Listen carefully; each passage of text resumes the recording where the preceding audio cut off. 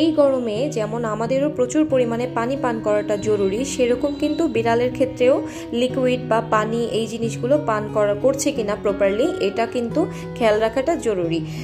দেখা যায় যে পানি পান করলে ওদের পানি শূন্যতা দূর হয়, কিন্তু দুর্বল হয়ে গেলে গরমের দিনে দেখা যাচ্ছে যে দুর্বলতাটা কিন্তু শুধু পানি পান করলে কাটে না। অন্যান্য যত্ন যেমন গরমকালে বিড়ালের জন্য একটু বেশি করতে হয়, যেমন গোসল করানো বা ওদের গ্রুমিং করিয়ে দেওয়া, সেরকমভাবে খেয়াল রাখতে হবে যেন ওরা দুর্বল না হয়ে যায়। সেজন্য ওদেরকে স্যালাইন এবং চিকেন স্টোক এগুলো কিন্তু ওদেরকে খেতে দেওয়া মাঝে মাঝে।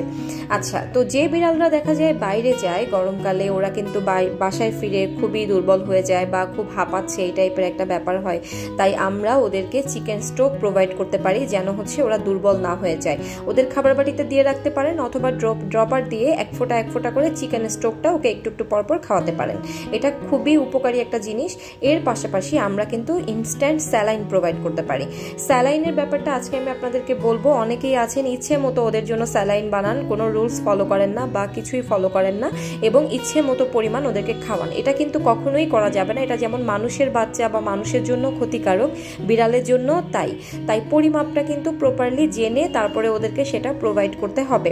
আজকের ভিডিওতে আমি অ্যাকচুয়ালি সেটাই শেয়ার করব যে কিভাবে কতটুকু পরিমাণে আপনারা বিড়ালকে স্যালাইন খাওয়াবেন। স্যালাইন বাজারে যে স্যালাইনগুলো পাওয়া যায় নর্মাল ওর স্যালাইন, সেগুলোই কিনে যে ইনস্ট্রাকশন ওখানে লেখা আছে সেটাই ফলো করবেন। কিভাবে বানাতে হবে ঠিক ওভাবেই বানাবেন এবং কতটুকু পরিমাণে খাওয়াবেন সেটা বলছি। যদি একদমই বেবি ক্যাট হয়ে থাকে, যেমন খুবই ছোট বাচ্চা, সেক্ষেত্রে অবশ্যই ওয়েট কনসাল্ট করবেন। ওর বডি ওয়েট, ওর আসলে অন্য কোনো প্রবলেম আছে কিনা বা এই জাতীয় কিছু জেনে পরিমাণটা আপনাকে খাওয়াতে হবে। তবে আমি যেটা বলবো 3 মাসের উপরে যে বাচ্চারা রয়েছে, যেমন যাদের 3 মাস বয়স হয়ে গিয়েছে, ওদের ক্ষেত্রে আপনি 5 থেকে 6 ঘন্টা অন্তর মানে 5 থেকে 6 ঘন্টা পর আপনি 2 থেকে 3 ml পরিমাণে স্যালাইন খাওয়াতে পারেন। একবার স্যালাইন বানানোর পরে দেখা যায়, আমরা সবাই জানি যে 12 ঘন্টা পর্যন্ত এটা ভালো থাকে, তাই 12 ঘন্টা পর্যন্ত ওদেরকে খাওয়াতে পারবেন। আপনারা অবশ্যই যে টাইম গ্যাপটা আছে 5 থেকে 6 ঘন্টা, এটা মেনটেন করতেই হবে। আপনাকে ঘন বেশি দুর্বল ঘন খাইয়ে ফেলছি, এটা কিন্তু কখনোই করা যাবে না। খুব বেশি দুর্বলতা দেখা দিলে অবশ্যই ভেটের কাছে নিয়ে যাবেন। আর যদি মনে হয় যে না আমার বিড়াল খুব লাফালাফি করে, ও অনেক দুর্বল মানে অনেক টায়ার্ড হয়ে থাকে, সেক্ষেত্রেই কিন্তু স্যালাইনটা আপনি ঘরে এটা প্রোভাইড করতে পারবেন। আদারওয়াইজ যদি আপনার বিড়ালের অন্য কোনো শারীরিক কমপ্লিকেশনস থেকে থাকে, ওয়েট কনসাল্ট করবেন। স্যালাইন এবং অন্যান্য দেখা যাচ্ছে যে মেডিসিন আপনাকে ওয়েট প্রোভাইড করবে বা অন্য কোনো রুটিন আপনাকে ফলো করতে বলবে। নিজে থেকে না খেলে তখনই কেবলমাত্র ড্রপারের সাহায্যে এক ফোঁটা করে ওকে খাইয়ে দিতে হবে। এবার আসি, আপনার বিড়াল যদি 6 মাসের উপরে বয়স হয়ে থাকে, সেক্ষেত্রে বিড়ালকে 6 ঘন্টা পর আপনি 5 ml পরিমাণ দিতে পারেন।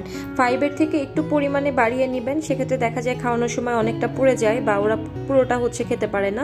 নিজে থেকে যদি না খায়, সেক্ষেত্রে মুখের এক সাইডে ড্রপার ধরে এক ফোঁটা করে, একসাথে অনেকগুলো চাপ দিয়ে দেওয়া যাবে না, সেক্ষেত্রে শ্বাসনালীতে চলে যেতে পারে।